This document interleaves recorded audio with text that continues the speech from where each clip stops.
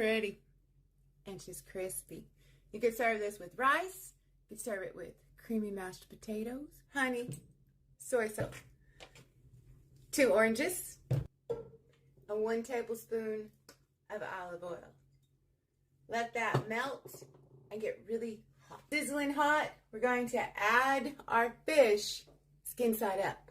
I know what you're thinking. Oh my God, it's skin side down. No, there's a method to this madness. I don't even eat the skin. Who eats the skin? Leave a comment, let me know. 3 to 4 minutes, skin side up, and then we'll flip. And add that 1 orange that you juiced.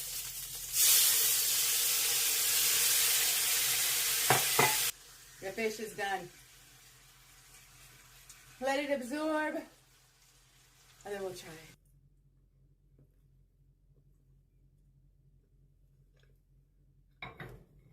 You better go make it. That's really good stuff.